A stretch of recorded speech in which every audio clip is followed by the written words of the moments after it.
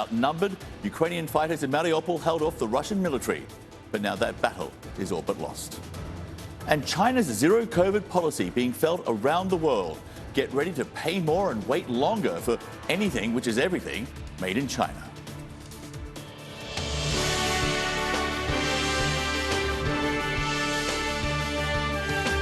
Live from CNN Center, this is CNN Newsroom with John Vors. We begin this hour with new details about the 18-year-old accused of a racist, hate-filled shooting in Buffalo, New York. Investigators say the gunman, who opened fire in a supermarket, killing 10 people, traveled 200 miles to the predominantly black neighborhood 2 months ago. And he was there this past Friday, authorities believe carrying out reconnaissance just 1 day before the massacre. New video shows the suspect taken into custody on Saturday. Police say he was heavily armed, wearing tactical gear with a camera, live streaming his rampage. Authorities say they have uncovered evidence this supermarket was not his only target, and if he'd not been stopped, the death toll would have been much higher. Gotten out of here to continue his rampage and continue shooting people. He'd even spoken about possibly going to another store. The scene of this massacre has the highest black population of any zip code in upstate New York. Before he set out on his killing spree, police say the gunman posted a statement online, 180 pages long, describing himself as a white supremacist. We get the latest now from CNN's Omar Jimenez. New details show the alleged gunman meticulously planned the attack months in advance. Investigators saying he's believed to have scouted the store in early March and prepared for a gunfight. Because of the body armor that he had on, he could have easily have retreated back into that store where there were dozens of other customers in that store fleeing for their lives, which could have then turned that into another barricade and further slaughter. Investigators piecing together the sequence of events and what authorities say was a racially motivated attack. The Erie County District Attorney tells CNN the suspect seemingly planned on killing more black people if he could. It appears that way. Again, we need to drill down further. Federal investigators drilling down further, going to the home where the 18-year-old suspect lived with his parents, as well as the gun store where the suspect purchased the Bushmaster assault rifle. They're also looking into his planning ahead of the attack, including illegally modifying his gun to carry 30-round magazines. We are going to look into everything that this young man was doing and thinking, including analyzing the alleged shooter's past, how last year police paid him a visit after he did a high school project on murder-suicides, according to the Erie County Sheriff, and analyzing his state of mind. Just before heading to the market, he's believed to have written and posted a 180-page statement, proudly labeling himself a white supremacist and outlining the attack. The Buffalo Police Commissioner says he live-streamed the horrific attack that has scarred this community, still grieving over the lives of 10 of their own, gunned down in a matter of minutes. Ruth Whitfield was 86 years old and on her way back from visiting her husband in his nursing home when she stopped for groceries. Her son called and called. No one ever answered. You're looking for her, you find out, you go home. What's going through your head? I'm angry. I'm hurt. She was a beautiful person. We're still in the midst of this thing. One of the things that we as a family wanted to ensure is that we call it what it is. It is white supremacy, it is hate, it is racism, it is bigotry, and we gotta call it what it is and stop beating around the bush and take it head on, because it's proliferating. It's not getting better.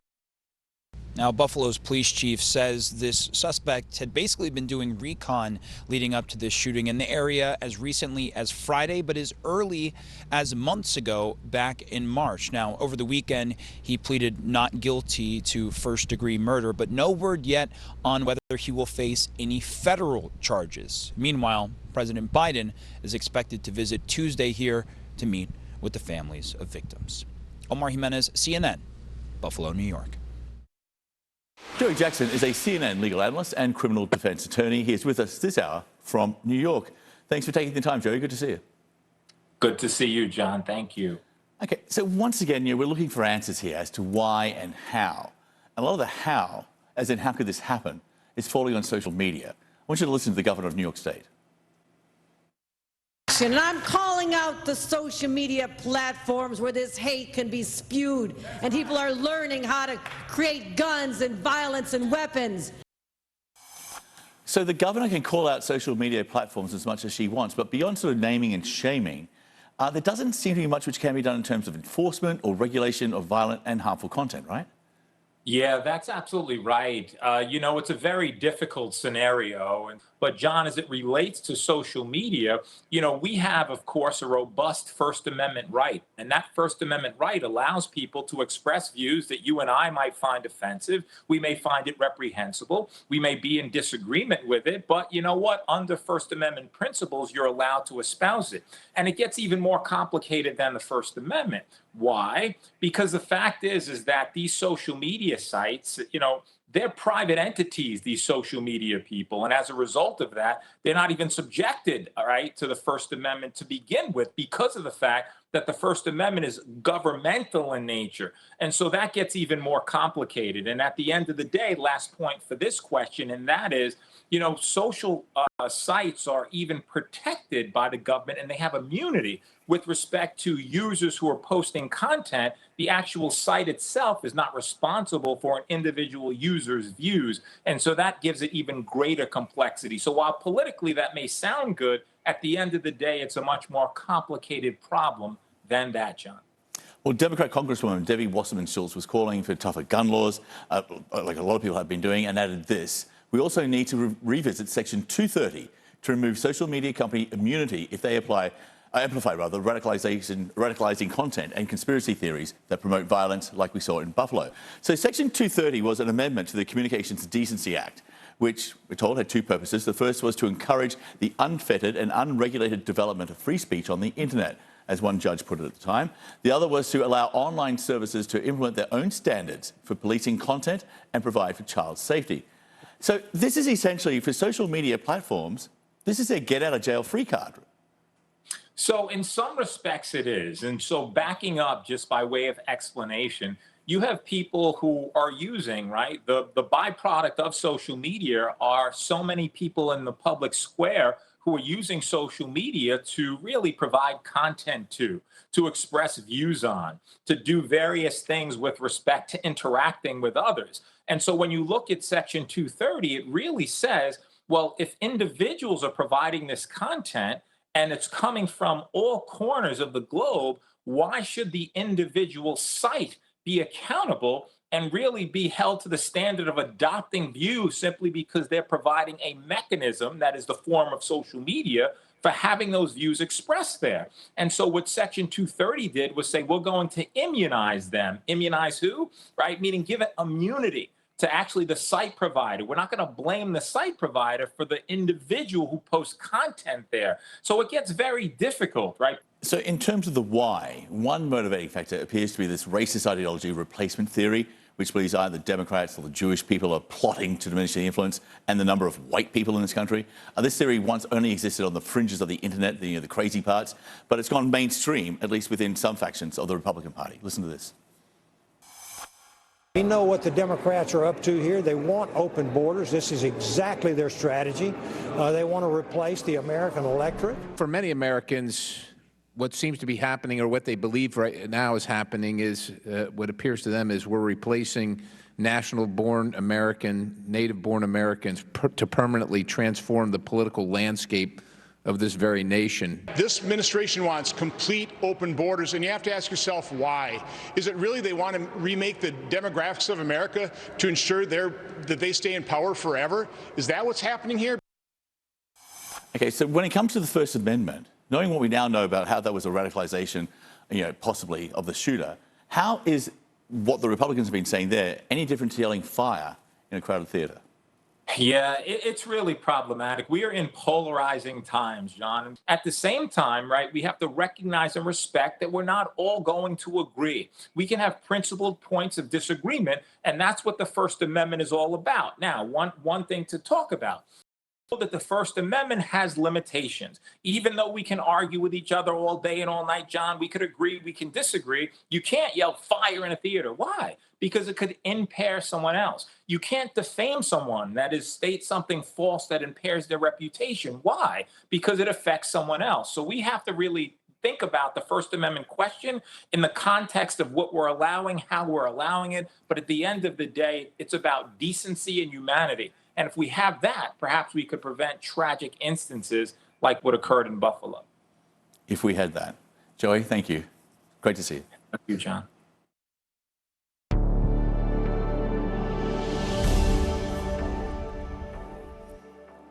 The long standoff at the Azovstal steel plant in Mariupol is nearing its end game.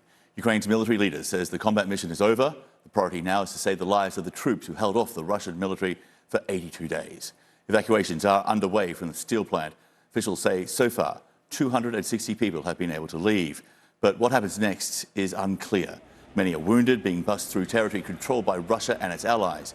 Ukraine says the Red Cross is involved. The Ukrainian Deputy Defense Minister says a prisoner exchange will see the evacuees brought home. She also said on Monday some Ukrainian forces remain at the plant. Azovstal has been surrounded by Russian forces under a relentless attack. The Deputy Prime Minister praised the defenders there, saying their sacrifice brought Ukraine critical time to call up reserves and regroup. Here's the Ukrainian President, Volodymyr Zelensky. I want to emphasize, Ukraine needs Ukrainian heroes alive. This is our principle. I think that every adequate person will understand these words. The operation to rescue the defenders of Mariupol was started by our military and intelligence officers. To bring the boys home, the work continues, and this work needs delicacy and time. Joining us now is CNN military analyst and retired US Air Force Colonel Cedric Leighton. Colonel, thank you for being with us. John, good to be with you. Okay, so the Ukrainian General Staff posted on Facebook the Mariupol garrison has completed its mission. So what did they achieve by holding off this Russian advance for 82 days? And how would you describe what the Ukrainians managed to do in military terms? So this is really interesting because what the Ukrainians ended up doing, John, was diverting a whole series of battalion tactical groups, the main Russian unit of force, to Mariupol. They withstood a large, long, 82-day-long siege, and that very fact diverted enough troops, thousands of Russian troops, from other areas, and it may have delayed the Russian offensive into the Donbass by a considerable amount. And it may have delayed it so long that it won't be as successful as it was originally intended to be. So from a military standpoint, this delaying tactic was something that not only bought the Ukrainians time, but it also bought the Ukrainians sympathy from the world at large. And that, I think, is one of the biggest things. This is kind of a Pyrrhic victory for the Russians. Yes, they get the territory, they get the plant, but the plant is a bombed-out shell, as is the city. And that is something that is going to be almost impossible to rebuild if they don't get foreign assistance. And the only people that are going to get foreign assistance out of this war look to be the Ukrainians at this point. And just a day ago, the Ukrainian fighters at the steel plant, they'd vowed to continue on to fight to the very end, but then came this announcement. Here it is. This plan should evenly balance the task at hand with the preservation of life and health of personnel. Perhaps that's why war is called an art and not a science. And the task here is to preserve the maximum amount of personnel. It's believed those Ukrainian soldiers are being taken to either Russian-controlled territory inside Ukraine or across the border to Russia itself. It's unclear, but so what happens next? Yeah, that's a really good question, John. It's very unclear how this is going to work, but if the past is any guide to this, it looks as if these Russian efforts are going to result in a whole bunch of Ukrainian prisoners of war. And that's something the international community is going to have to watch very, very carefully. But I do think that the Ukrainian soldiers are going to become prisoners of war at this point, and that is something that the International Committee of the Red Cross and other organizations are going to have to pay attention to. I don't see them being repatriated to Ukraine, at least not at this point. Well, in the east, Russian forces have been unable to cross the Donetsk River. They're unlikely to make headway, according to some officials at the Pentagon. Also around Kharkiv, a Ukrainian counteroffensive has reached the border, very close to it, with Russia. So how does the fall of Mariupol, though, affect the rest of the battlefield, those gains which have been made by the Ukrainians? So I think this also gives the Ukrainians a way in which to rally around the flag, because this was really something that galvanized the entire Ukrainian nation. The resistance that was conducted at Mariupol and now the effort to save the lives of the last remaining defenders is something that is a rallying cry, in essence, for the Ukrainian nation. So what this does from a morale standpoint is one of those intangibles, as the Ukrainian commander mentioned in the piece we just showed. It's pretty clear that what you're looking at here is a morale factor and the effort to really give the troops this extra piece of the intangible that they need to carry out their missions, and that mission is to defend Ukrainian soil as much as they possibly can. And I think that will spur the resistance, and it will give that an extra emphasis that it otherwise may not have had. We had a recent assessment from British military intelligence which said Russia has now likely suffered losses of 1/3 of the ground combat force it committed back in February at the very beginning of this invasion. So about 150,000 combat troops were part of the invasion force, so a third, around 50,000. The last estimate of the total number of Russian ground troops is about 280,000. My math isn't very good, but puts the losses of the entire Russian combat force at higher than 15%. Which seems quite staggering, and they are still bleeding. So instead of asking how long can the Ukrainians hold out, should we be asking how much longer can the Russians keep going? I think we should ask both questions, actually. The Ukrainians have demographic challenges, as do the Russians, but it's very clear that when it comes to morale and fighting spirit, the Ukrainians are definitely far ahead of the Russians. The Ukrainians need Western aid. They need the ability to continue to fight, with the weapon systems that are provided by the West and with their tactics and techniques that the Ukrainians have developed. The Russians, on the other hand, have exhibited a whole series of weaknesses that really make it very clear that the Russian military structure is not up to the task at hand. And that task, of course, was to subjugate Ukraine. And so far, they have failed to achieve that goal. Colonel, thank you very much for being with us. We appreciate your insights. You bet, John. Thank you. Well, Russia's war is bringing an historic sea change for European security. On Monday, Sweden formally announced that it would join neighbouring Finland in seeking NATO membership. The move would reverse decades of military non-alignment and mark a major expansion of the NATO alliance.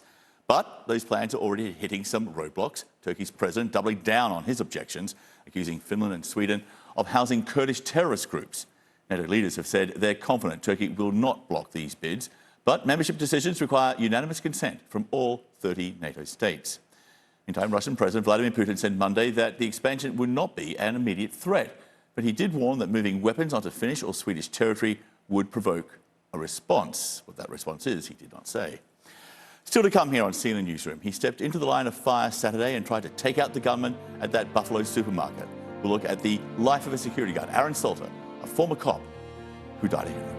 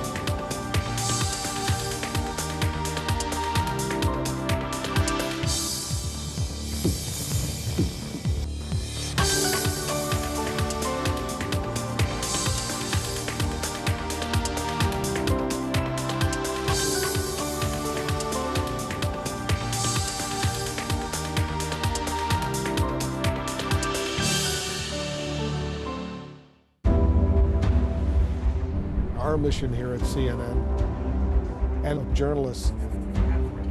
The news comes first. That's when your heart beats a little bit faster. More breaking news that we are following right now. You really work as hard as you can, getting the facts. We're learning more about our alleged plot. It is critically important. To our viewers in the United States and around the world, welcome to the Situation Room. We have breaking news. Transformation, technology, new Marketplace Europe. Brand designs and brand price tags to match. We're exploring the luxurious world of watches. Marketplace Europe, Sunday on CNN.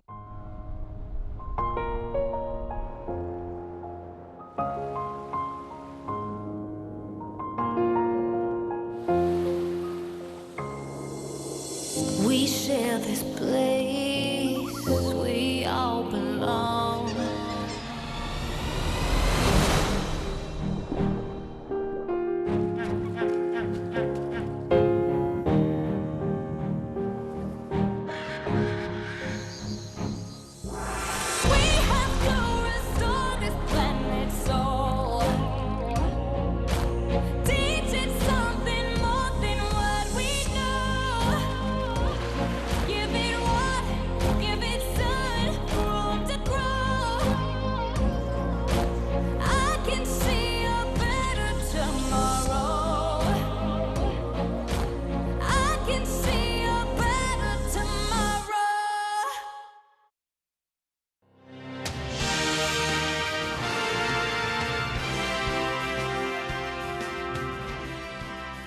More now on yet another mass shooting in the US. 10 people, all of them black, shot and killed in what appears to be a racially motivated killing spree in Buffalo, New York. One of those victims tried to stop the killer. He was a security guard, a former cop who died a hero. And his name is Aaron Salter. Here's CNN's Jason Carroll with his story. He died while trying to save others. That's how those who knew Aaron Salter say he should be remembered. He was a strong individual. He was a warm individual, a real caring person, cared about the community, someone who devoted a lot of his life to public safety, to keeping the community safe. Buffalo's mayor, Byron Brown, knew Salter for years, back when Salter was a Buffalo police officer. I remember first meeting him through his parents, Aaron and Carol Salter, very warm people. They had a business in the community, and I saw him as a loving son, always trying to take care of his parents, make sure his parents were okay. That's the kind of person that he was. He had a caring spirit and a desire to take care of other people. That desire helped Salter rise through the ranks in the police department. He eventually became a lieutenant.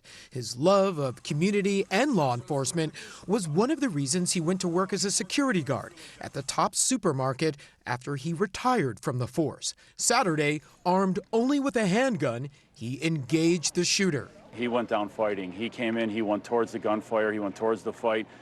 He shot the individual, but because of his armor plating vest, it had no effect on him. Law enforcement officials say it is clear he saved many lives.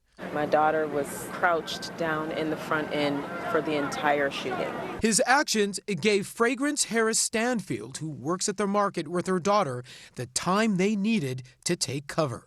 Everyone started running at that point. I grabbed my daughter, kept running until I got all the way to the back door. Those who knew Salter say even though he retired from the force, he never stopped being a police officer. I think he would want to be remembered as someone who cared about his community, who cared about his family, and someone that did his job and stood up when other people were in danger trying to keep others safe. Salter was 55 years old, and even though he was not a police officer at the time of his death, due to his actions, there is a movement in Buffalo to have a formal funeral for Salter as if he was an active duty police officer killed in the line of duty. The mayor says he is behind that idea. He is simply waiting to hear from the family to do what is best. Jason Carroll, CNN, New York. And in another shooting on Sunday in Southern California, a doctor who was killed is also being praised for his bravery. The gunman opened fire at a Taiwanese church service, wounding 5 people, while 52-year-old Dr. John Chang was shot dead. Authorities say Chang's heroic actions helped save lives. It is known that Dr. Chang charged the individual, the suspect, attempted to disarm him, which allowed other parishioners to then intercede, taking the suspect into custody. Investigators have identified the shooter, 68-year-old David Chao, a U.S. citizen born in China. They believe the shooting was politically motivated, that Chao was upset over tensions between China and Taiwan. They believe he had no connection to the church or its parishioners. Just ahead here, one Ukrainian man's extraordinary story of survival after Russian soldiers tortured him, buried him alive.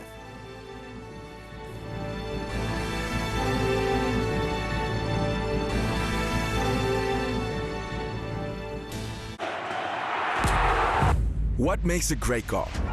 Is it the one that electrifies? The one that is too good to be true?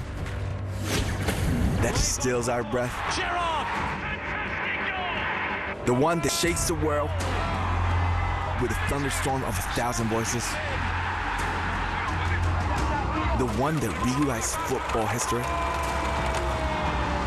Or is it a goal that is far greater than that?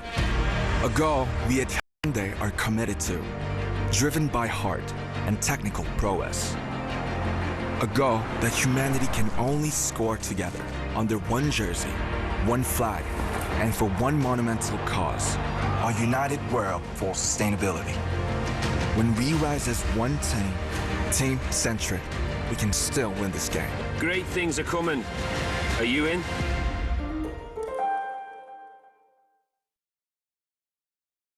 I'm David McKenzie in Cape Town, and this is CNN.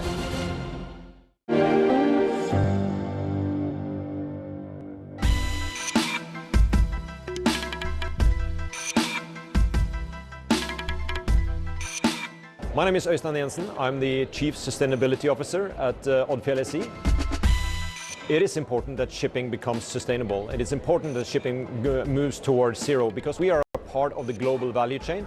We represent 2.8% of the total emission, and that emissions will still grow as the shipping industry will grow because the global demand for transportation is growing. And so the only solution is actually to go zero. Thank you to Sustainability Live. Being an event like this, I believe that is important because it gives you the wider understanding of the challenge. It gives us insight to areas that we haven't thought about, because this challenge is nothing one company can solve by themselves. So that's why we need to collaborate, and we need to collaborate across the industry.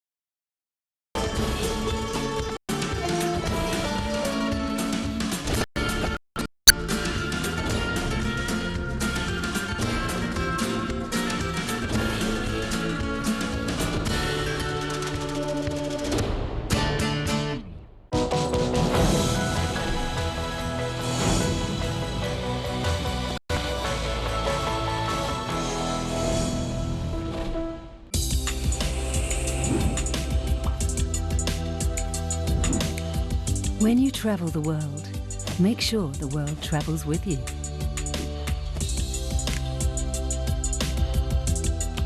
Check in, log on, and get connected with all of the latest developments at your fingertips. CNN Partner Hotels, connected to your world. Today, we live in an unpredictable environment and news races around the world at breakneck speed. My show brings you the latest news and top news makers. One of the challenges I face is how do I reposition our forces to deal with the threats of the coming decades? Any thought about running for president? All the vital issues impacting our lives. What's happening is that people Paul, tonight on CNN. I'm Richard Crest in New York, and this is CNN.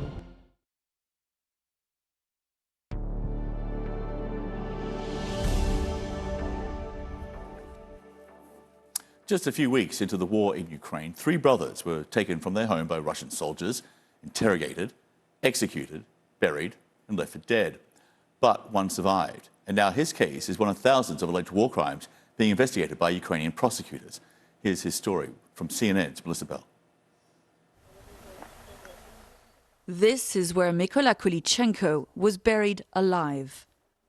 The blindfolds, he says, he and his 2 brothers were made to wear by Russian soldiers, still strewn by their shallow grave. Mykola shows us where the bullet entered his cheek. His brothers, Yevgen and Dmytro, were killed, but he managed to escape their tomb. I had to live to tell this story, not to Ukrainians, but to the world, he says. The regional prosecutor's office says a war crimes investigation's been opened. This is Mykola's house, where he lived with his 2 brothers and along with their sister. On March 18th, he says, Russian soldiers came into the village looking for men that they believed were responsible for an attack on one of their convoys. And that is when the family's nightmare began. 3 soldiers entered the house looking for anything that might link the brothers to the attack on the convoy. They found nothing, but what they did find was something to link the family to the military in the shape of their grandfather's military medal. They also found Yevgen's military bag, since as a reservist in the Ukrainian army, he was preparing to go and fight. For 4 days, their sister Irina heard nothing from her brothers, until Mykola came back from the dead. I came home and there was Mykola. I looked at his eyes and asked, where are the others? He said, there are no others. Mykola says that after being taken from their home, the 3 brothers were blindfolded and interrogated in a cellar for 4 days. They were then beaten and taken to the site of their execution. 2 months on, he still struggles to speak.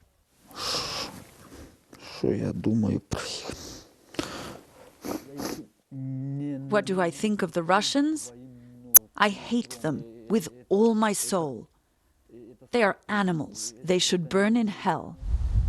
It was only after the Russian withdrawal that a month after their execution, Yevgeny and Dmytro were given a proper burial, a tombstone, and the peace that Mykola's been denied.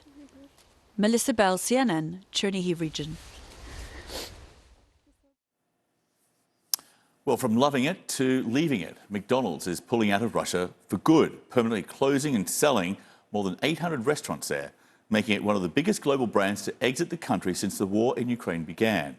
The CEO says owning stores in Russia is no longer consistent with McDonald's values. McDonald's first entered Moscow in early 1990, a symbol of change and openness in the last days of the Soviet Union. One data analyst says the company's exit represents a new isolationism of Russia. Well, there's a $10 million bounty on the head of a deputy leader of the Taliban. The US calls him a specially designated global terrorist, and he's never spoken with a Western journalist, never shown his face on a TV interview. That is, until now, and that's after the break. You can help the refugees from Ukraine. Join the over 80,000 who've already raised millions for food, shelter, and more. Explore CNN.com/impact. Click to take action. Mainland China tolerates no signs of dissent whatsoever. Are you anticipating dozens of people being prosecuted? Hundreds? Thousands? Stories of mass internment camps have been trickling out. Do you think you'll see your husband again? This period of mourning is taking place in a real climate of fear. The humanitarian crisis that is unfolding in front of our eyes here. This is one of the cells? Come on in here. We're flying over ISIS front lines. This is the only protection we have. Nerves are still very much on edge. Firefighters have been battling this blaze for weeks. What do you say to people who question climate change? We need to do something now. Ivan Watson, CNN. It is forecasted that about 40% of the population in the world will suffer from water shortages in 2050 due to climate change and population growth. And water is one of nature's greatest gift. So we decided to upgrade our water intensity by 50% and replenish more water than we use in our own plants globally by 2050. As a matter of fact, we've been working on this almost for 20 years by setting up a local watershed conservation and education for children. We are moving toward the international and global expansion. We want to raise awareness in the world that water shortages will come, and we have to be careful. We have to take action together. So we want to lead this initiative.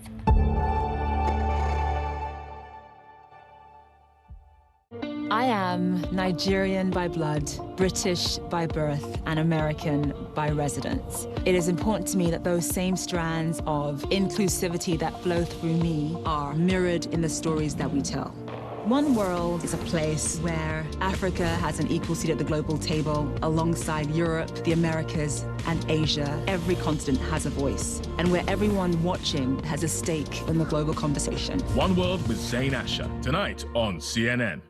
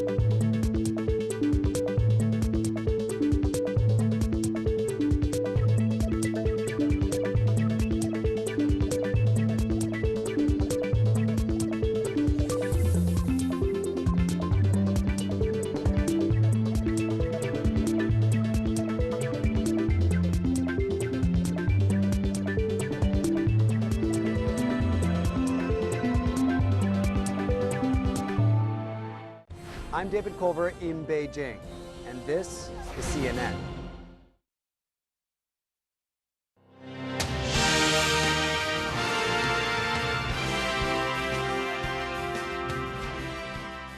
The Red Crescent says at least 70 Palestinians have been wounded in Jerusalem during clashes with Israeli police.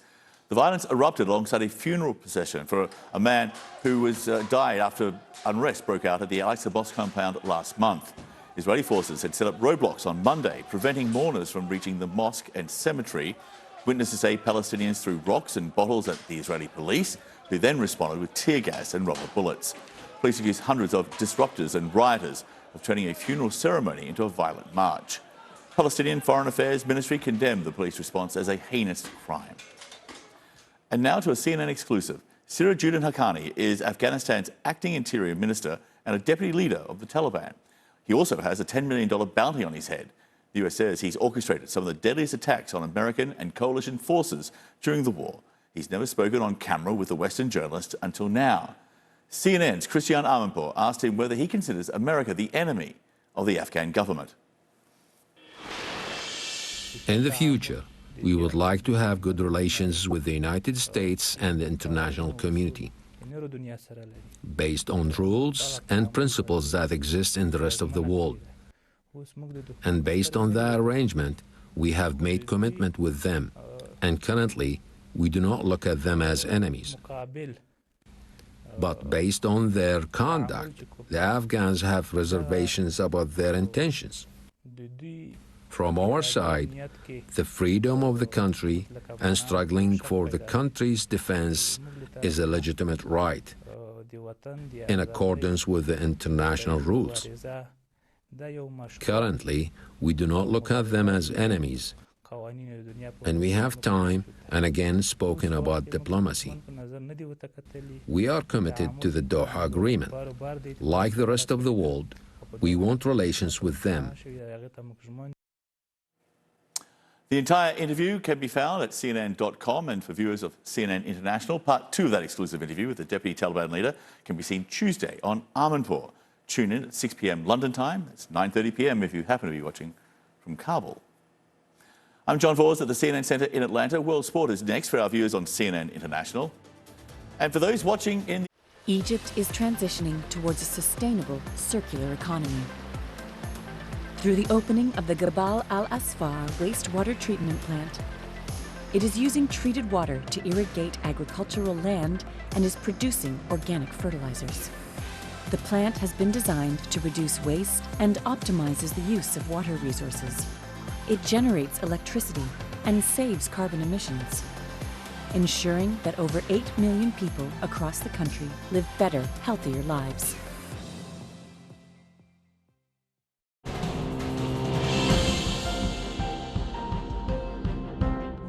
In China, no wallet, no problem. Here, using an app on your phone to make purchases is an everyday practice.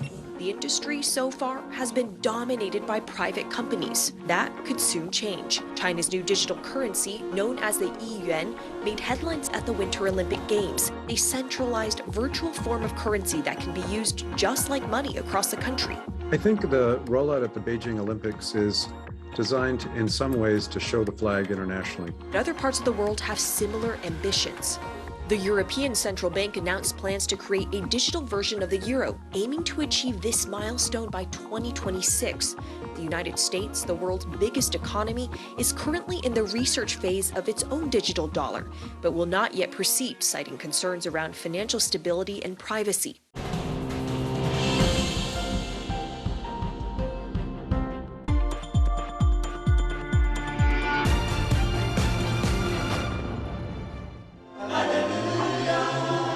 Nothing is ever given to you in life. If you want to be a great businessman, you got to put in the work.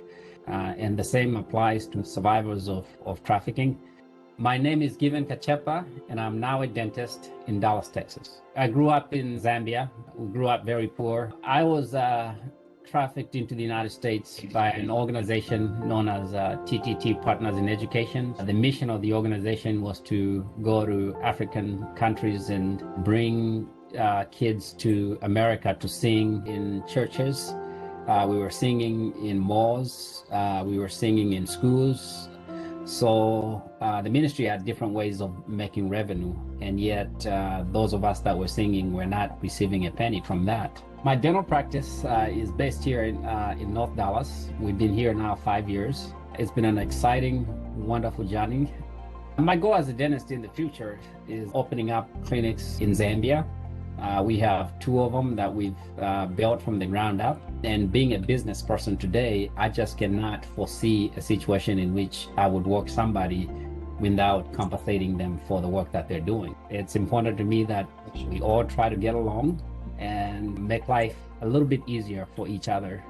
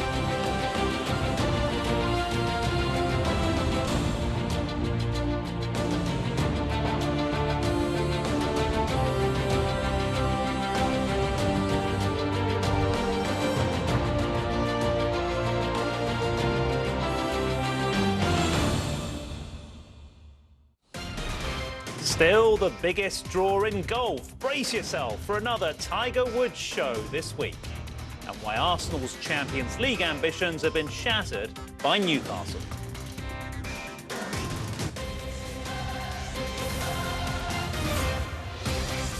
Hello, welcome to CNN World Sport. I'm Alex Thomas in London. In the game of golf, there's only one story in town ready this week as Tiger Woods returns to action for just the second time since a near-fatal car crash. He's at Southern Hills in Oklahoma, ready to compete for the second major of the men's season, the PGA Championship. Our own Don Riddell is there as well. And Don, Tiger isn't just turning up for fun. He was competitive at times on his return at the Masters last month and says he's even stronger now. Yeah, absolutely right, Alex. He has been coming here since the Masters 5 weeks ago. He made a visit at the end of April. There were people hanging out of trees and helicopters in the air, everybody trying to get a good look at him. And now he is back here, of course, a golf course he loves. This was where he won one of his majors back in 2007. We followed him around on the back nine today. He was slow, methodical, careful. He spent a lot of time around the 17th green with a couple of wedges, just chipping from every conceivable angle. And he's looking good. You know, he still has that rather robotic limp. That's never going to go away. He spoke to some reporters when he arrived here on Sunday, and he said, you know, he is stronger than he was at the Masters 5 weeks ago. That is only going to continue to get stronger. But he said he's never going to have the full range of mobility. He is always going to ache. That's just going to be the way it is. And we got an evidence, we got a kind of a glimpse of what he meant by that mobility when he was playing with these two wedges around the 17th green. He never once bent down to pick either of them up. He'd either just kind of stand on the end and flick it up or scoop it up with his other club, which I thought was quite interesting. Really, really exciting to see what he can do here. Of course, he was competitive at the Masters, as you say. He made the cut, which a lot of other top players didn't do last month.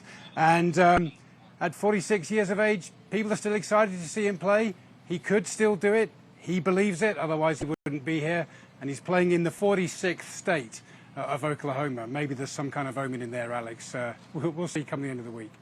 We will see. If Tiger's return is yet another minor miracle, Phil Mickelson's victory in the event last year at the age of 50 was certainly in that category, but there'll be no defending champion there this week.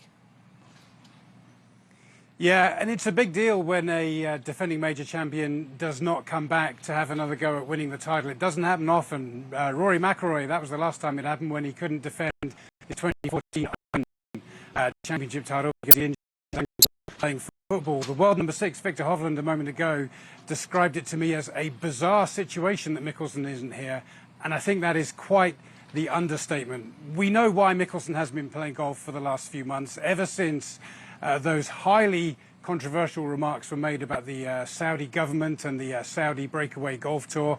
Ever since those were publicized, he was roundly criticized. He lost pretty much all of his sponsors. He hasn't played in the last 3 months. He missed the Masters, where he's a 3-time champion, missed playing at Augusta for the first time since 1994. I think a lot of people expected that he would come back here, given that this was the tournament where he became the oldest major champion at the age of nearly 51 a year ago. But he notified the organisers last week that he wasn't going to be playing, and his future remains unclear. I think we'll get a really good sense of where he's at with the US Open next month. This is the only major title that he has never won. It's eluded him so many times. He got a 5-year exemption to play in that tournament by winning the PGA Championship last year. So if he doesn't show up to that at Brookline in Boston, then we'll have a very clear sense of kind of where he's at and his commitment to the PGA Tour. And Alex, I should just say this in conclusion. If you're one of those people that thinks that sport and politics shouldn't mix, as they so clearly are now in the case of Phil Mickelson, well, sport and politics are just impossible to pull apart. This tournament, the 2022 PGA Championship, was scheduled to be played somewhere else. It was going to be played at Bedminster in New Jersey. Of course, that is a golf course owned by the former President Donald Trump, and the tournament organisers took it away from Bedminster after the January 6th insurrection, which is why we now find ourselves here at Tulsa in Oklahoma. Absolutely ahead of that PGA Championship. Don Riddell, thanks for now. Much more from Don and the team. He'll be there all week for us as 156 players try to write their name into golf history, something that the legendary Sam Snead, Jack Nicklaus and Tom Watson have already done. Now K.H. Lee has joined that illustrious trio, becoming only the 4th man ever to successfully defend the Byron Nelson Classic title. The South Korean-born player holding off a star-studded field in Texas to storm to victory on Sunday with a final round 63, 9 under par, making 5 birdies on the outward 9, and then eagling the 12th hole here as he came home strongly. A birdie followed on 13, and then he showed his mental strength by sinking a crucial par putt on 17. It ended up being an emotional victory too, because it's his first since becoming a dad, weeks after that win in the same tournament last year, and it came in front of his own father, who named him Lee Kyung-hoon, which translates as, quote, making a name for himself in Seoul. He's certainly done that, and has now changed his goals for the year, starting with making the cut at the PGA this week. He missed it last year. We've got more World Sport for you in just a moment, including how Newcastle shattered Arsenal's Champions League ambitions.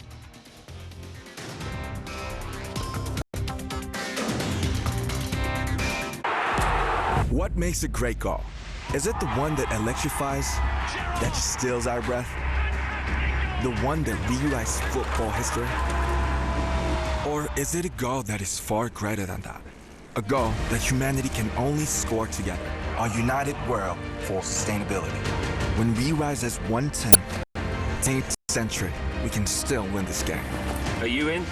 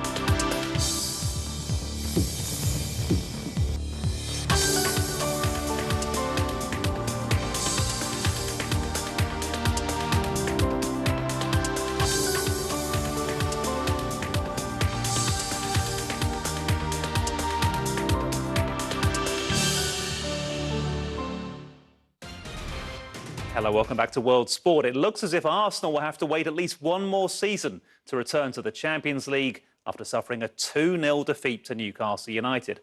The Gunners' run of 19 successive years qualifying for Europe's top club competition ended in 2017, and their fate this season is no longer in their own hands. They went behind to that Ben White own goal early in the second half at St James's Park. Bruno Guimaraes sealing the win for Newcastle 5 minutes from the end. Arsenal players slumping to the ground at the final whistle as the implications sank in. A week ago, a 4th successive Premier League win had taken Arsenal 4 points clear of Tottenham. Now, as you can see, after successive losses, including 2 Spurs, they trail their North London rivals by 2 points. Further up the table, Liverpool need to beat Southampton on Tuesday to keep the title race alive. There's been a lot of talk about Jurgen Klopp's men bidding for a quadruple of trophies, but speaking to our own Amanda Davis earlier, football expert Marcus Speller said when it comes to the Premier League crown, it's all about Manchester City.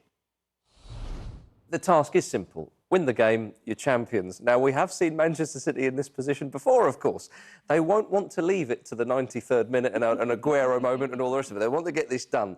But the narrative there is Steven Gerrard's Aston Villa standing in the way of people who say, you know, Steven Gerrard can finally win a title for Liverpool, all this kind of chat. So it's great that it's going down to the final day, as we thought it would be. But, of course, them dropping points against West Ham means there's just that little bit more in it for Liverpool. So obviously they need to better the result. It could, you know, if they can beat Southampton as well. But it should be a great final day. Yeah, we are all drawing on all the different storylines that you could pick up at this point in the season, because we want it to go all the way, don't we? But you know, how much of a part do you think Southampton could play against Liverpool tomorrow? Well, we've seen sort of twists and turns, haven't we, in the Premier League? That's why, you know, you can never take your eyes off it. We expect Liverpool to win that game. We expected Manchester City to beat West Ham. That didn't happen. I mean, there's been a few jokes, of course, with issues potentially of goal difference and so on, and Southampton have yet to concede 9 for a little while, so maybe they could play their part in a way they wouldn't want to. But I fully expect Liverpool to win